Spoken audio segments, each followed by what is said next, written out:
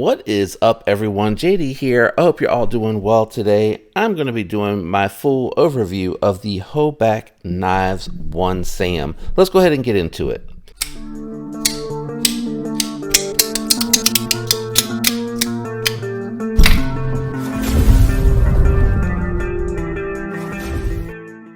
So I did leave the spec sheet here in case you want that information. What I'll be doing for my overviews, I'm going to do some size comparisons, give you my thoughts and impressions on the knife, and if I have any, some alternative recommendations. Let's go ahead and start with the size comparisons of the 1 SAM. First, we're going to bring out the Civivi Praxis. As you can see, the 1 SAM is more of a medium-sized knife. We're also going to go ahead and bring out the Pony Stout from Devo Knives, which is going to be a sub 3-inch knife. As I mentioned, this is going to be definitely more a medium-sized knife. Let's go ahead and move the Pony Stout out of the way, and we're going to go ahead and bring out the Benchmade Bug Out, which is going to be another medium-sized comparison. Moving the Praxis out of the way, we'll go ahead and bring out the ProTech Mordax. And as you can see, more closely in size to that Bug Out, so definitely more of that medium-sized knife. So let me go ahead and move the Bug Out of here. We'll bring out the Demco 80 20.5, and our last comparison today is actually going to be the Syncut Serene. I wanted to do a couple of budget options and a couple of the mid-tier options here for size comparison. I think this does a pretty good job giving you an idea of the size of the knife. We'll get these comparison knives out of the way and go ahead and jump into the 1 SAM. Really quickly, for the weight on this, they claim it's coming in at 3.8. I do want to at least do a verification for that. So coming in at 3.9, slightly over the claimed weight, which is not that awful. Let's jump into ergos first. So this has a very unique shape on it. Sorry, it's a smaller flipper tab, so I kind of have to hit it one time to remember that. It has a unique shape. It kind of contours down, which is nice, but it also goes from thick to thin, which for me kind of leaves wanting some more back here to grip onto. I feel like it's just not quite enough back there because I tend to hang off and slide off the back with my pinky.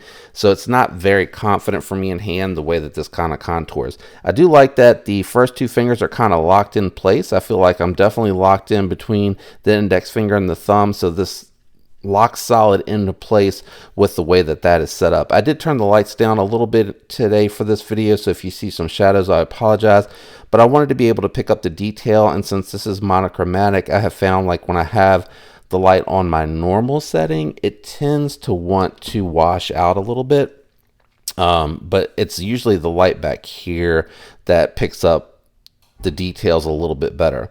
This looks like it has, I don't know if it's a stone finish. It has like these little pelts in here that make me think it's kind of stone washed.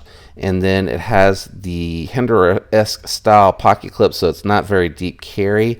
It's leaving quite a bit of the knife sticking out, especially when you have that lanyard hook out on the back side, which I do like the fact that they integrated that into the back spacer. It is still minimal even though it is back there. So I would say this is probably more suitable ergonomically for medium to large hands. It is going to be really good for that small to medium range. This is going to be a great EDC for someone if you're like tri-state EDC or someone who has, you know, more of a smaller sized hand. This is probably going to feel really nice at hand. Access to the lock bar also on this one, a little tight for me. It's a little tight to get in there with the bigger hands. I can get it because it does have like a mill part here that has like a little bit of sharp curve or sharp edge on the curve rather, so I can really kind of just squeeze in there and get it. What I've actually found with this one, it's really easy to just kind of rest your finger on there, kind of like the giant mouse knives, and then you can slide that lock bar over really easy. Something else that I really like on here is that minimal flipper tab. It have like a little bit of a hook, so it kind of catches the tip of the finger when you go to grab it, and you can fire it out. When I first missed, it was because I was coming over the top like that, trying to do like a drag light switch. But this one here, if you put your finger on the very top, it kind of almost contours to the tip of the finger there, and then you're able to catch it really easily and let that fly. Tuned well for the front flipper. Seems like it's got really good detent for that, and you can do a couple of tricks. I can't do the reach around on this one easily because I end up being where I need to, or having my hand where I need it to be rather, I end up kind of like slipping a little and it kind of hits the knuckle. Doesn't feel that great. So that particular trick for the front flipper is not going to work well. But holding it between the padding on the palm of your hand and your fingertips, really easy to control that. And it needs a little bit more breaking, and I can tell you still have some grittiness. You hear it? So I'm by the camera going like this. So it just needs to continue to wear that path in. That's all that really is. Action is very smooth. I don't feel any, it just feels very smooth. I don't feel any feedback or anything like that in the pivot, which is nice. So the action's nice and smooth. The detent on this one, I would call it light to light medium, where it doesn't need a whole lot because it's not a big blade, and based off of the fact that you're using 2 flipper deployments, it feels snappy enough. No issues whatsoever. Last thing I'll jump into on this one, well, hold on. Lockup is sitting at about 30 to 40%, so good lockup. And nice lock bar interface here. Works really well. There's no stick whatsoever. No side-to-side play, no up and down play. So a nice solid little build all together. You have a flat ground dagger-esque style with a swedge on the top. It's almost dagger-like because the point is in line with the pivot, but it's not equal on both sides, but it still gives you that dagger type vibe even though it is a drop point. It's really well done. Looks like it's also stone washed, trying to get the pivots to reflect, and again I am struggling a little bit with the lighting in here to get it to show that. So hopefully you are able to see that. Nice factory edge, very nice and slicey.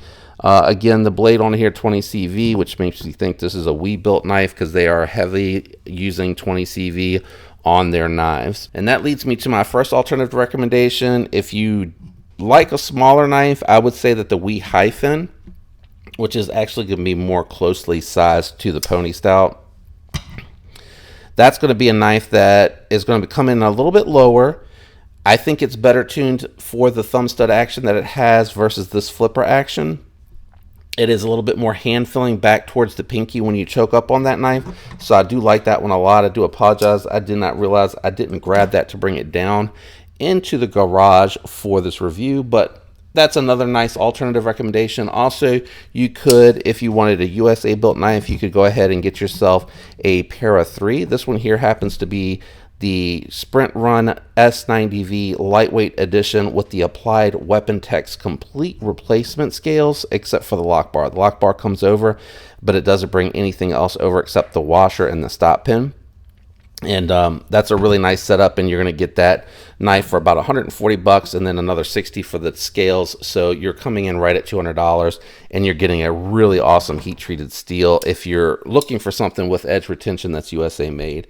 Alternatively, you could go with something that's going to be a little bit more hand filling, but roughly around the same size. That's going to be the Quiet Carry 9. I really like this one, made in Taiwan, 330 bucks.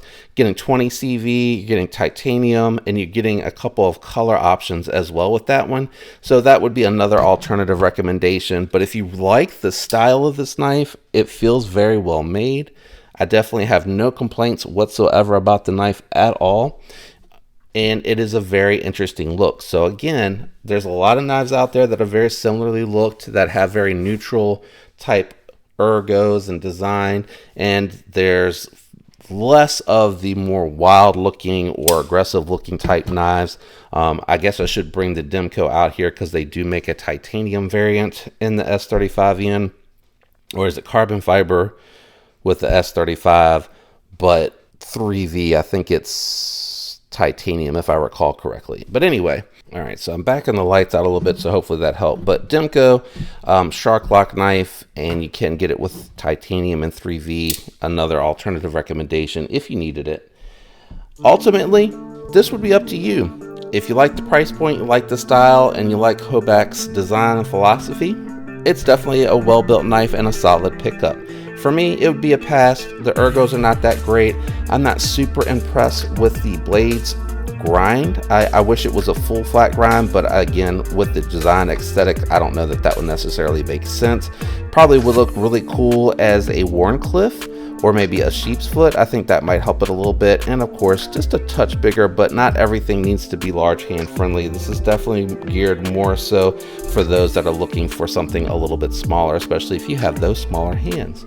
But that's my overview. Let me know what your thoughts are down in the comments, and shout out to everyone out there that leaves the likes, the comments, and that is subscribed to the channel. I love you guys. I appreciate all the support, and I hope you have a fantastic week. Until next time, peace.